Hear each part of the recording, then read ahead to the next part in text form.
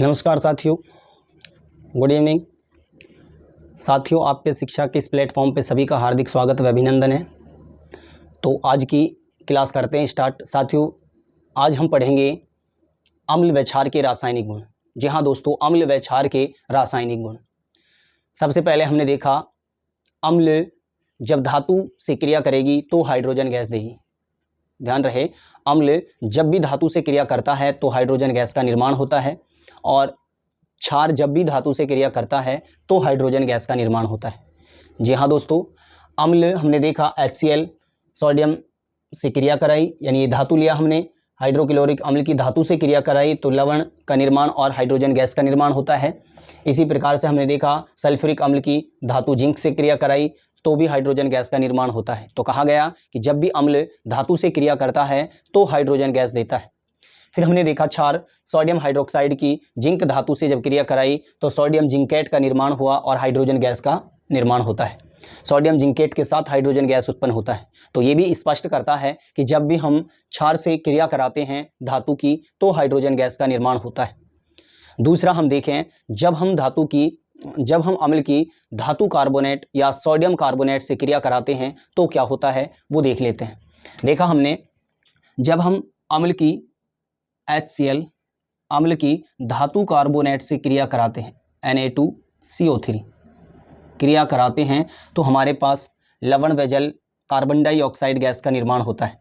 देखा हमने NaOH plus में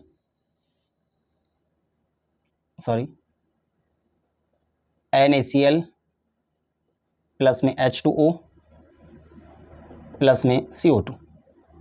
हमने देखा कार्बन डाइऑक्साइड गैस का निर्माण हुआ, लवण और जल बना।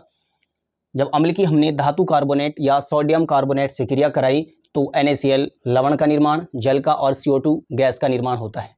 ये तब होगा जब हम अम्ल की धातु कार्बोनेट से क्रिया कराते हैं। तो आप स्पष्ट लिख भी सकते हैं, इसको रिएक्शन को देखकर हम इसके बारे में पता लगा सकते हैं कि जब भी अम्ल की धातु कार्बोनेट से क्रिया कराई जाती है तो लवण, जल व CO2 गैस का निर्माण होता है। और यही होता है जब हम अम्ल की, जी हाँ दोस्तों, जब हम अम्ल की धातु हाइड्रोकार्बोनेट से क्रिया कराते हैं या सोडियम बाइकार्बोनेट से क्रिया कराते हैं तब भी हमारे पास CO2 गैस का निर्माण ही होता है। जैसे हम देखें HCl प्लस में NaHCO3 is equal to NaCl plus में H2O प्लस में CO2।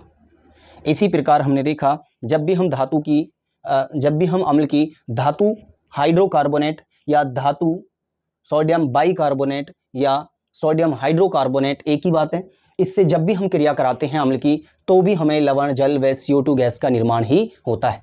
याद रहे दोस्तों, जब भी हम अम्ल की धातु कार्बोनेट से क्रिया कराएं या धातु हाइड्रोकार्बोनेट से क्रिया कराते हैं तो दोनों में CO2 गैस का निर्माण होता है। इस प्रकार हमने आगे देखा, अगली जो स्टेप में हम अगला गुण जो पढ़ेंगे अम्ल व क्षार के, देखा हमने कि जब भी अम्ल धातु ऑक्साइड से यानी धात्विक ऑक्साइड से क्रिया करता है तो क्या देता है वो हम देख लेते हैं। जी हाँ दोस्तों, अम्ल जब भी धातु ऑक्साइड से क्रिया करेगा तो किसका निर्माण होगा वो रिएक्शन से हम दोहराएंगे। देखा हमने अम्ल HCl प्लस में धातु ऑक्साइड या धात्विक ऑक्साइड ZNO जिंक ऑक्साइड लेते हैं। इधर हमारे पास ZnCl 2 प्लस में H2O लवण व जल का निर्माण होता है। ध्यान रहे, इस प्रकार हमने देखा जब भी हम अम्ल की धात्विक ऑक्साइड या धातु ऑक्साइड से क्रिया कराते हैं तो लवण व जल का निर्माण होता है। इसी प्रकार से हम दूसरा एग्जाम्पल देख लेते हैं। इसको संतुलित के लिए 2 लगा सकते हैं। इस प्रकार क्लोरीन के डबल और हाइड्रोजन के डबल हो जाते हैं, इस क्रिया को संतुलित बोलते हैं। आगे हमने देखा जैसे H2SO4 ये सल्फ्यूरिक अम्ल है, जब CuO कॉपर ऑक्साइड से क्रिया करेगा तो CuSO4 प्लस में H2 यानी हाइड्रोजन गैस का जल का निर्माण होता है। इसमें भी हमने देखा जब भी अम्ल को धात्विक ऑक्साइड या धातु ऑक्साइड से क्रिया कराई जाती है तो लवण व जल का निर्माण होता है। जी हाँ दोस्तों, जब भी धात्विक ऑक्साइड से अम्ल की क्रिया कराई जाती है तो लवण व जल का निर्माण होता है। इससे स्पष्ट होता है, हम ये लिख भी सकते हैं, रिएक्शन को देख के बता भी सकते हैं कि जब भी हम अम्ल की धातु ऑक्साइड से क्रिया कराते हैं तो लवण व जल का निर्माण होता है। अब आगे हम देखें दोस्तों, जब भी हम अम्ल की एक रिएक्शन और कराते हैं, जब भी हम अम्ल की क्रिया कराएंगे, जब भी हम अम्ल की या आप करा सकते हैं क्षार की, तो क्षार देख लेते हैं। जब भी हम क्षार की अधात्विक ऑक्साइड से क्रिया कराते हैं तो किसका निर्माण होता है वो देखते हैं। 2NaOH सोडियम हाइड्रोक्साइड प्लस में अधात्विक ऑक्साइड, जिसको हम बोलें अधात्विक ऑक्साइड सोडियम हाइड्रोक्साइड ले लेते हैं,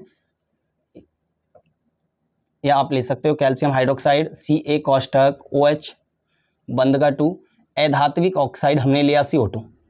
इससे हमारे पास आगे निर्माण हुआ CaCO3 प्लस में H2O। जी हाँ दोस्तों, इसका हमारे पास निर्माण होता है। यह हमने देखा कि जब भी हम धातु हाइड्रोक्साइड या इसको कह सकते हो आप क्षार, क्षार की जब भी अधात्विक ऑक्साइड से क्रिया कराई तो लवण व जल का निर्माण होता है। ये भी स्पष्ट हुआ कि जब भी हम क्षार की अधात्विक ऑक्साइड से क्रिया कराते हैं तो हमारे पास जल का निर्माण होता है। ये अम्ल व क्षार के कुछ रासायनिक गुणधर्म होते हैं। और एक स्टेप और देख लेते हैं हम कि अम्ल की परस्पर क्षार से क्रिया कराई जाए तो क्या होता है, उसको भी हम स्पष्ट कर लेते हैं। हम एक रिएक्शन से समझते हैं कि अम्ल की जब भी हम क्षार से क्रिया कराते हैं, जैसे HCl प्लस में NaOH, इसको कहते हैं HCl हाइड्रोक्लोरिक अम्ल और ये होता है सोडियम हाइड्रोक्साइड। जब क्रिया कराई जाती है तो NaCl प्लस में H2O प्लस में ऊष्मा का निर्माण होता है। जी हाँ दोस्तों, प्लस में ऊष्मा का निर्माण होता है। इस क्रिया को हम उदासीनीकरण अभिक्रिया भी कहते हैं। जी हाँ दोस्तों, जब अम्ल की क्षार से परस्पर क्रिया होती है तो लवण जल व ऊष्मा का निर्माण होता है। इस क्रिया को उदासीनीकरण कहा जाता है। और ये भी ध्यान रहे, ये HCl जो होगा प्रबल अम्ल होगा और NaOH जो होगा ये प्रबल क्षार होगा। अम्ल प्रबल और प्रबल क्षार जब क्रिया करते हैं तो इस क्रिया को वेग के आधार पर कहा जाए तो तीव्र अभिक्रिया होती है।